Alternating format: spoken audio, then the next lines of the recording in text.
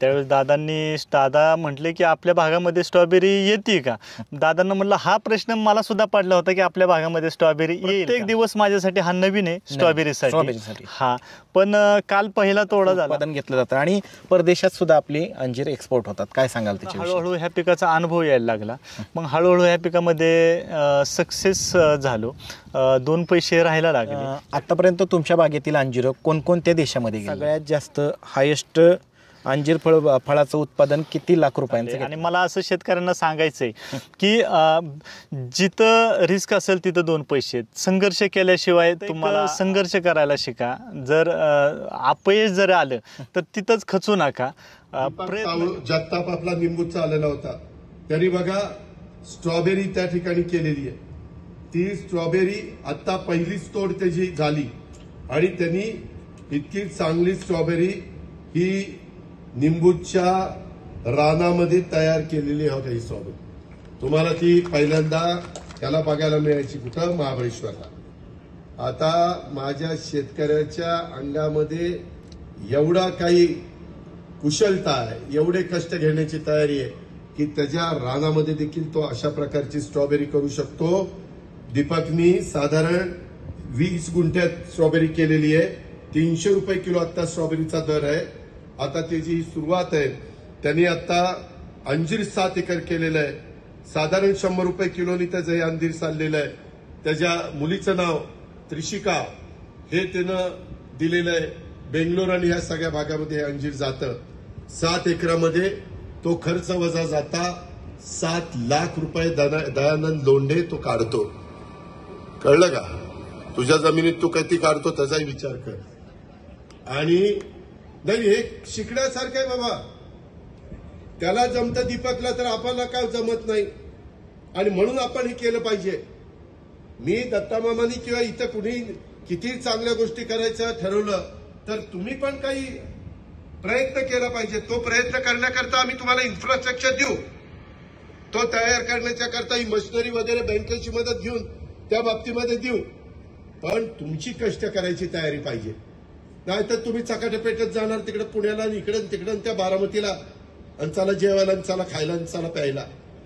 आणि ह्याचं काय झालं ना, आज अजित पवार असं काय बोलला सर, कुणाला डोळ्यासमोर ठेवून बोलला सर? अरे ती अजित पवार ती बघून गेली, काय तुला घेणे देणे? तुझ्या रानातलं गाजर गवत निघत शहाणे, ती पहिलं काढ. खुरपायला तुला वेळ नाही, तिथं बसायला वेळ नाही. काय चाललंय तुझ्या ऊसाचं बेणं दाबलंय, त्याला फुटवे नाही आले आणि तू कुठं चाललाय? 120 तुझा ऊस चाललाय. हे पहिलं बघा रे बाबा, हे बघायची गरज आहे, काळाची गरज आहे. आप्पासाहेब, विजयराव, कळलं का? या संदर्भामध्ये आणि हे आपल्याच इथं करतोय. ह्याच्यात काही आता त्याला जी काही मदत लागेल तुम्ही दत्तामामा आम्ही सगळेजण करणार. नमस्ते मित्रांनो, मी आपल्या सर्वांचा पत्रकार मित्र तुषार धुमाळ आणि माझ्या चॅनलवरती आपल्या सगळ्यांचं स्वागत आहे. मित्रांनो, आपण आलो आहोत पुणे जिल्ह्यातील बारामती तालुक्यातील निंबूत या गावामध्ये. मित्रांनो, या ठिकाणी 2 बंधूंनी खडकाळ माळ रानावरती नंदनवन फुलवलं आहे. त्यांनी भारतातली सर्वात उत्कृष्ट अंजिराची शेती आणि त्याच्या जोडीला आता 20 गुंठे क्षेत्रामध्ये पहिल्यांदाच निंबूत भागामध्ये स्ट्रॉबेरीचं उत्पादन घेतलेलं आहे. त्यांच्याशी आपण आज खास बातचीत करणार. नमस्ते. पहिल्यांदा प्रेक्षकांना आपला परिचय द्या, संपूर्ण नाव सांगा. मी दीपक विनायक जगताप, तालुका बारामती, जिल्हा पुणे, गाव निंबूत. बरं दादा, वय किती आता आपलं? आता 38 आहे. काय सांगाल, म्हणजे तुमची खूप चर्चा आहे आणि तुमच्या ह्या फळबागेला आदरणीय देशाचे माजी कृषी मंत्री शरदचंद्रजीत पवार साहेब, सुप्रियाताई सुळे यांनी सुद्धा भेट दिलेली. काय सांगाल त्याच्याविषयी? आज तसं म्हणायला गेलं तर खूपच छान वाटतंय की आज देशाचे एवढे मोठे लोकनेते पवार साहेब असतील, ताई असतील, म्हणजे अनेक कृषी खात्यातले लोक असतील, बरेचशा भागातले महाराष्ट्रातील शेतकरी असतील किंवा महाराष्ट्राच्या बाहेर राज्यातले शेतकरी असतील, बऱ्याच लोकांची बागेला भेट झाली आणि खूप छान वाटतंय. आणि एकंदरीत ज्यापासून साहेबांनी बागेवरती व्हिजिट दिल्यापासून बऱ्याचशा जिल्ह्यातील, म्हणजे तसं म्हणायला गेलं तर अख्ख्या महाराष्ट्रातून शेतकऱ्यांची ओळख व्हायला लागली. आणि ओळख होताना एक विचारांची देवाणघेवाण व्हायला लागली. कोणत्या भागामध्ये कोणतं पीक आहे, कुठल्या भागामध्ये कुठल्या पिकाला चांगलं क्लायमेट असेल, म्हणजे अशी बरीचशी एक विचारांची देवाणघेवाण व्हायला लागली. किती क्षेत्र आहे आपलं? आता टोटल क्षेत्र आहे 10 एकर आहे. त्यातलं बागायती किती? कॅनल खाली एक 2 एकर क्षेत्र आहे आणि आपल्या माळ रानावरती एक 8 एकर क्षेत्र आहे. तर त्या 8 एकर क्षेत्रामधील एक 7 एकर क्षेत्रामध्ये अंजीर पिकाची लागवड केलेली आहे. आणि आता नवीनच एक स्ट्रॉबेरीचा प्रयोग केला आहे. म्हटलं आपल्या ह्या बागामध्ये येईल का म्हणून एक 20 गुंठ्यावरती एक स्ट्रॉबेरीचा पहिल्यांदाच आपण प्रयोग केला आहे. महाराष्ट्राचे लाडके उपमुख्यमंत्री आदरणीय अजितदादा पवार यांनी काल सोमेश्वरच्या गाळप हंगामाच्या सभेमध्ये दीपक जगताप यांचं कौतुक केलं आणि दीपक भाऊंनी सुद्धा स्ट्रॉबेरीचा पहिला लॉट जो निघाला त्यातलं भेट दिला दादांना की कशा पद्धतीनं स्ट्रॉबेरीचं उत्पादन घेतले, फळं कशी आहेत ती दाखवली. तर त्यावेळेस दादा काय म्हणाले तुम्हाला? दादांनी ज्यावेळेस दादांना स्ट्रॉबेरी मी दाखवली त्यावेळेस दादा म्हटले की आपल्या भागामध्ये स्ट्रॉबेरी येते का. दादांना म्हटलं हा प्रश्न मला सुद्धा पडला होता की आपल्या भागामध्ये स्ट्रॉबेरी येईल का. पण आज आपण गेले 17 वर्ष झालं अंजीर पिकामध्ये आणि असं वाटलं होतं की काहीतरी एक नवीन पीक शोधावं म्हणून दादांना म्हटलं की एक स्ट्रॉबेरी आपल्या भागामध्ये येईल का म्हणून एक त्याचा प्रयोग केला आहे 20 गुंठ्यामध्ये. प्रत्येक दिवस माझ्यासाठी हा नवीन आहे स्ट्रॉबेरीसाठी. हा पण काल पहिला तोडा झाला. असं वाटलं की आपल्या इथं आपल्या क्लायमेटमध्ये ही स्ट्रॉबेरी येऊ शकते. आता काल पहिला तोडा झाला, किती ही झालं, किती माल निघाला काल? एक साधारण काल थोडा निघाला. एक पहिलाच तोडा झाला होता. एक 3 ते 4 किलो काल माल निघाला. आता दर काय बाजारामध्ये स्ट्रॉबेरीचा? आता 300 रुपये किलोने. 300 रुपये. हा प्रायोगिक तत्वावरती हे फळ उत्पादन घेतलेलं आहे तुम्ही? हो. आता हे करत असताना पहिल्यांदा कशा पद्धतीने शेतीची तयारी करावी लागली तुम्हाला? प्लॉट कशा पद्धतीने तयार केला? आता पहिल्यांदा काय केलं होतं गेले एक 6 महिन्यापासून डोक्यामध्ये चाललं होतं की स्ट्रॉबेरी करायची म्हणून एक 6 महिने रान एक मोकळं ठेवलं म्हणजे तापून दिलं आणि त्यानंतरनं बेड काढल्यानंतरनं त्याच्यामध्ये शेणखत भरलं. शेणखत झाल्यानंतर अगदी कुजलेलं शेणखत भरलं आणि त्याच्यामध्ये गांडूळ खत भरलं. गांडूळ खत वगैरे सगळं झाल्यानंतर आधी सुरुवातीला स्ट्रॉबेरीची लागवड करताना बेडवरती ओपन केली. मल्चिंग टाकलं नव्हतं. मल्चिंग ज्यावेळेस रोपं सेट झाली त्यानंतर 15 दिवसांनी मल्चिंग टाकलं. कारण स्ट्रॉबेरी ही हळवी आहे. सुरुवातीला मल्चिंग का टाकलं नाही कारण ते टेम्परेचर जास्ती डायरेक्ट टेम्परेचर त्या कागदावरती येऊन ते परत रिफ्लेक्ट टेम्परेचर होतं त्यामुळे खालच्या पानांना इजा होऊ शकते. मग नंतर 15 दिवसांनी मल्चिंग केलं आणि त्यानंतर मग पुन्हा त्याला वेळोवेळीनुसार त्याचे ड्रिचिंग असतील, त्याच्यावरचे स्प्रे असतील किंवा त्याचे वातावरणातले काय आदलबदल असतील. कारण सुरुवातीला गेले 16-17 वर्ष झालं आपण फळ लागवडीमध्ये अंजीर पिकामध्ये आहे. त्याच्यामुळे पानांवरती कोणती कमतरता येते, NPKचं प्रमाण किती असावं, मायक्रोन्यूट्रिएंटचे प्रमाण किती असावं हे अंजीर पिकामधला अनुभव हा स्ट्रॉबेरीमध्ये घेतला. की स्ट्रॉबेरीच्या पानावरती म्हणजे कोणतंही तुमचं फळपीक असू द्या त्याच्या पानावरती खरा अभ्यास झाला पाहिजे की झाड ॲक्च्युली बोलत नाही, ओळखावं लागतं.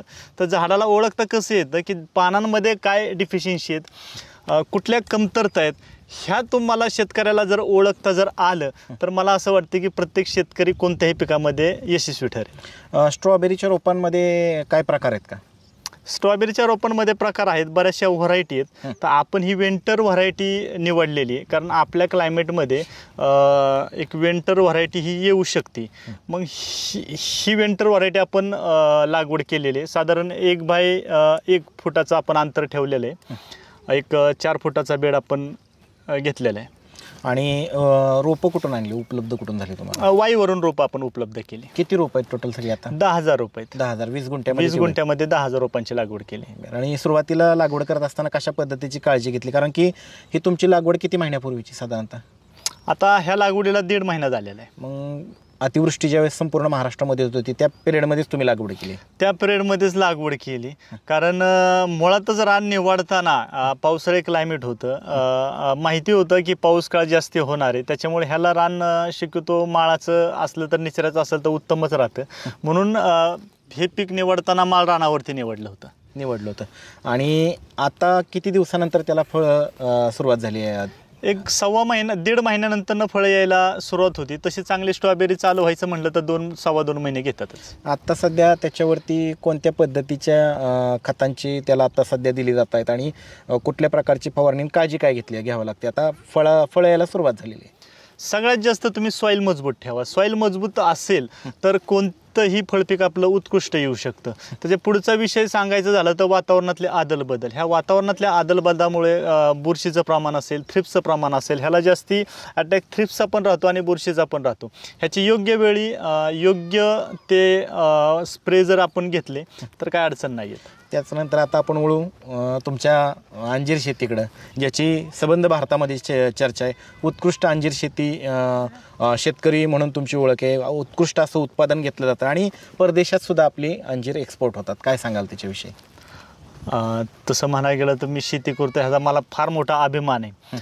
म्हणजे खूप मोठा अभिमान आहे की आज ह्या शेती पिकामुळं, ह्या अंजीर पिकामुळे आज मी आज एवढ्या तमाम शेतकऱ्यांच्या समोर मी आज बोलतोय. म्हणजे केवळ ह्या शेतीमुळे आणि ह्या अंजीर पिकामुळे बोलतोय. तसं सुरुवातीचा काळ सांगायचं म्हणलं तर 2006ची ही अंजीर लागवड होती. 1 एकरवरती अंजीर लागवड केलं होतं. पण 4 वर्ष त्या पिकामध्ये सक्सेस नव्हतो, अगदी फेल होतो. पानं असायची तर फळं असायची, फळं असायची तर पानं नसायची. म्हणजे काही ताळमेळच नव्हता ह्या पिकाचा. मग आपण कुठे चुकतोय? म्हणजे बऱ्याचशा भागात गेलो, कृषी खात्यांकडे गेलो, म्हणजे विद्यापीठाकडे गेलो, म्हणजे बऱ्याच शेतकऱ्यांची गाठी घेतल्या. ज्यांचं पूर्वीपासून अंजीर आहे त्या शेतकऱ्यांपर्यंत गेलो. म्हणजे आपलं कुठं चुकतंय? आपण छाटणीची पद्धत आपली कशी आहे, पाण्याचं व्यवस्थापन कसं आहे, खतांचं व्यवस्थापन कसं आहे. म्हणजे बाग सक्सेस जर करायची जर म्हटलं तर त्याला एक कारण आहे, त्याला 10 कारणं जोडलेली असतात. तुम्ही शेणखत कोणतं टाकताय, ढिगाऱ्यावर टाकताय का मुक्त गोठ्यावरचं टाकताय, ह्यापासून विचार करून पण आपल्या कुठल्याही पिकं एक सक्सेस करायचं म्हणलं तर ह्याचा सुद्धा आपल्याला विचार करावा लागतो. आतापर्यंत सगळ्यात जास्त हार्वेस्टिंग किती टनापर्यंत अंजीर काढलेले आहेत? आता तसं जर सुरुवात करायची म्हणली तर एकदा प्लॉट चालू झाला तर 10-20 किलो सुरुवात पासून आपली सुरुवात होते. तर मग हायेस्ट 1 टनापर्यंत म्हणजे डेली. म्हणजे तसा जर तफावत जर बघितले तर आपला डेली 500-600 किलो माल चालतो. आणि जर वातावरणाचे जर बदल झाले, अचानक जर वातावरणामध्ये आभाळ जर आली, जर आज समजा आपला 500 किलो माल निघतोय, तर आभाळ जर फिरलं तर अचानक तो डबल माल वाढला जातो. हा नाशवंती माल आहे. बरोबर. हा, हे पीक आज हार्वेस्टिंगला आलं तर हे तोडायलाच पाहिजे. जर आजचा तुम्ही तोडा जर उद्या जर घेतला तर त्यातला जो 60 ते 70% माल क्रॅकिंग होतो. जो क्रॅकिंग होणारा माल आहे, आज बाजारपेठेमध्ये तुमचं 100 रुपये किलोची जर त्याला मागणी जर असेल तर क्रॅकिंगला 20 रुपयापर्यंत मागणी राहते. 2006 पासून तुम्ही अंजीर शेती करताय, त्यानंतर कशा पद्धतीने क्षेत्र वाढवत गेला अंजिराचं? तसं 2006 पासून अंजीरची लागवड अंजीर पिकामध्ये आलेलो आहे. तुम्हाला तर मग सांगितलं तर सुरुवातीचे 4 वर्षाचा अनुभव, नंतर हळूहळू ह्या पिकाचा अनुभव यायला लागला. मग हळूहळू ह्या पिकामध्ये सक्सेस झालो, 2 पैसे राहायला लागले, ह्या पिकाची आवड तयार झाली. मग नंतरनं आपण 1 एकरावरनं आज 7 एकरावरती आपण अंजिराची लागवड करतो. एक्सपोर्ट करताना कशा पद्धतीने इंटरनॅशनल मार्केटमध्ये मालाची गुणवत्ता तपासली जाते? आता तसं बघायला गेलं तर जेवढं तुमचं पान हेल्दी असेल तेवढं फळ तुमचं हेल्दी राहतं. म्हणजे तुमच्या फळाची गुणवत्ता हे तुमचं झाडावरचं पान सांगतं. हां, तसं बघायला गेलं तर आज आपलं मार्केटिंग जर असेल, जर बऱ्याच वर्षापासून आपण पुणे असेल, मुंबई असेल, इकडे कोल्हापूर असेल, बेळगाव असेल, तुमचं बेंगलोर असेल, म्हणजे ह्या बऱ्याचशा भागामध्ये आपण ह्याचं मार्केटिंग करतो आहे. आणि एक पुरंदर हायलँड कंपनी, त्याच्यामध्ये मी एक संचालक म्हणून काम करतो आहे. ती कंपनी फार मोठ्या प्रमाणात वाघापूर चौफुल्यामध्ये त्याचं सेंटर आहे, प्रोसेसिंग युनिट दिव्यामध्ये. तर सांगायचं झालं तर पुरंदर हायलँडचं सांगायचं झालं तर फार मोठ्या प्रमाणामध्ये पण बाहेर ती कंपनी, म्हणजे आम्ही सर्व टीम हे एक्सपोर्ट करतो.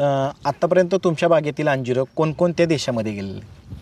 आता तसं सांगायला गेलं तर युरोपला गेलेले आहेत, नेदरलँडला गेलेले आहेत.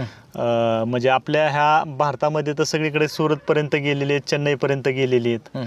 तर अजून इतर देशांमध्ये अजून कसं जाईल ह्याचा पण.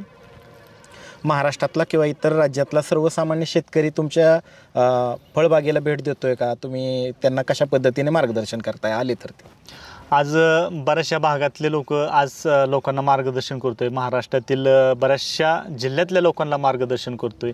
तर मदुराईतले काही शेतकरी असतील, कर्नाटकमधले शेतकरी काय असतील, MP मधले काही शेतकरी असतील, म्हणजे हा पण शेतकरी जोडलेला आहे. ह्या शेतकऱ्यांचे पण बागेला व्हिजिट झालेले आहे. जमल तसं मी त्या शेतकऱ्यांना मार्गदर्शन करतोय. ते फोटो टाकतात, तिथल्या वातावरणातलं क्लायमेट काय आदल बदल त्यानुसार मग मी त्यांना औषधाचे काय शेड्यूल असेल ते त्यांना सांगतो. जास्त कोणत्या भागातला शेतकरी, महाराष्ट्रातला कोणत्या भागातला शेतकरी आता व्हिजिट करतोय? सर कर्नाटकमध्ये फार मोठ्या प्रमाणामध्ये लागवड चालू आहे आता. आणि महाराष्ट्रात? महाराष्ट्रभर नाशिक पट्ट्यामध्ये चांगल्या नाशिक संभाजीनगर असेल ह्या मोठ्या प्रमाणात तिकडे क्षेत्र वाढत चाललेले आहे. तुमचं दौलताबाद असेल, दौलताबादमध्ये बऱ्याच वर्षापासून शेतकरी लागवड करत आहेत. सीताफळीची पण शेती चांगली. हो हो हो अगदी बरोबर. तिथून पुढं जास्त लागवड केली जाते. हां हां हां. आतापर्यंत सगळ्यात जास्त हायेस्ट अंजीर फळाचं उत्पादन किती लाख रुपयांचं घेतलं? सर तसं सांगायला गेलं तर तसं आमची उलाढाल एक 60 ते 70 लाखापर्यंत उलाढाल होती. त्याच्यामधला वार्षिक उलाढाल अंजीरची वार्षिक उलाढाल ही आमची 65-70 लाखापर्यंत उलाढाल होती. तर त्याच्यामधले 30-35% आमचा खर्च जातो. सगळ्यात जास्ती खर्च कुठला राहतो? सगळ्यात जास्ती खर्च लेबरचा राहतो. लेबर. हां, लेबर कसं उपलब्ध करताय तोड्यासाठी? जो 20-25 लेबर आपल्याला गावातल्या हां आपल्या शेताशेजारीच त्यांची वस्ती आहे, पठारा वस्ती म्हणून. तर तिथलं सगळं लेबर आपल्याकडं येत आहे. मित्रांनो, अतिशय सुंदर अशी खडकाळ माळ रानावरती फळबाग फुलवलेली आहे. संबंध देशामध्ये याची चर्चा आहे. दादा कधी येतो म्हटलीत भेट द्यायला? आज आता ते तर मी सांगू शकत नाही. आज महाराष्ट्राचे आपले नेते उपमुख्यमंत्री दादा, आज त्यांना एवढं प्रचंड काम असतात की त्यांचा एक मिनिट महत्त्वाचा असतो. आधी कुठलाही एखादा कार्यक्रम झाला तरी गाडीपर्यंत पुढच्या कार्यक्रमाला जायचं म्हणलं तरी अगदी धावत त्या गाडीत जाऊन बसतात. तर आता ते सांगू शकत नाही की दादांची विजिट होईल का नाही. येतो म्हणाले. हां. आणि काल काय म्हणाले दादा ज्यावेळेस त्यांनी स्ट्रॉबेरीचं फळ पाहिली त्यावेळेस काय म्हणाले? अजून दादा म्हणले खूप चांगलं वाटतंय की काहीतरी शेतकरी नवीन पिकांमध्ये जातोय, एक नवीन पिकांमध्ये प्रयोग करतोय. तर दादांना पण एक अभिमान वाटला की आज अंजीर पिकामध्ये चांगल्या प्रतीचं काम करतोय आणि प्लस आता तू स्ट्रॉबेरी निवडलेली ह्याच्यावरती पण तुझं एक चांगलं काम चाललंय. आणि मला असं शेतकऱ्यांना सांगायचं आहे की जिथं रिस्क असेल तिथं 2 पैसे. संघर्ष केल्याशिवाय तुम्हाला म्हणजे यश येऊ शकत नाही. फक्त एक संघर्ष करायला शिका. जर अपयश जर आलं तर तिथंच खचू नका, प्रयत्न करा. शेवटी अंधारानंतर प्रकाश आहेच हे डोळ्यासमोर ठेवून पुढं चाललं पाहिजे. त्याचबरोबर परदेशातल्या काही शेतकऱ्यांनीही भेट दिलेले आम्ही ऐकलेले. परदेशातले कोण शेतकरी आले होते का इथं, परदेशी पाहुणे? हां, परदेशी पाहुणे पण आलेले होते. त्यांनी सुद्धा आपल्या बागेवरती भेट दिली. युरोपमधले असतील, सिंगापूरमधले असतील. आपल्या आमची एक पुरंदर हायलँड कंपनी, त्या कंपनीचं कामकाज पाहून आपल्या बागेवरती त्यांनी भेट दिली. आणि अंजीर आत्ता कुठला बहार चालू आहे? आता अंजीरामध्ये खट्टा आणि मिठा असे 2 बहार असतात. आता खट्टा बहार हा ऑक्टोबर ते जानेवारी महिन्यापर्यंत चालतो आणि मिठा बहार हा फेब्रुवारी ते मे महिन्यापर्यंत चालतो. तसं आपलं हार्वेस्टिंग ऑक्टोबर महिन्यामध्ये चालू होतं आणि जुलै एंड महिन्यापर्यंत आपलं हार्वेस्टिंग चालतं. तसं वर्षातले 9 ते 10 महिने रोज डेली हार्वेस्टिंग चालतं. आता किती क्षेत्र आहे टोटल अंजीराचं? 7 एकर आहे. 7 एकर आहे. मित्रांनो, आणि हे सगळं करत असताना कुटुंबाची कशा पद्धतीने साथ असते? कोण कोण तुम्हाला सहकार्य करतं? अख्ख्या कुटुंबाची साथ असते. आता तसं सांगायला गेलं तर आमचे आई वडील असतील, म्हणजे पूर्वीपासूनच आम्हाला शेतीची म्हणजे कुटुंब शेतीच करायचं आणि शेती करत असल्यामुळं एक शेतीचीच आवड लागली. त्याच्यामुळे शेतीच करायचं हा लहानपणापासून एक मनामध्ये निश्चय होता. आमचे बंधू पुण्याला चांगल्या प्रतीची नोकरी करत होते. हेगर कंपनीमध्ये त्यांचा लोणीकनमध्ये जॉब होता. एक 7-8 वर्षापूर्वी त्यांना 30,000 रुपये सॅलरी होती. आज 7-8 वर्षापूर्वी त्यांनी ती सोडून आज शेती करण्याचा त्यांनी ध्यास घेतला आणि त्यानंतर आल्यानंतर मग आम्ही अजून क्षेत्र अंजीरचं वाढवत गेलो आणि आता आम्ही दोघे भाऊ आणि आमचं पूर्ण कुटुंब शेती करतो. मित्रांनो, तुम्ही बारामती तालुक्यातील निंबूत भागामध्ये कधी आला तर या फळबागेला निश्चित भेट द्या. दोन्हीही जगताप बंधूंनी अतिशय सुंदर अशी कष्टानं खडकाळ माळ रानावरती ही फळबाग फुलवलेली आहे. धन्यवाद दादा. धन्यवाद.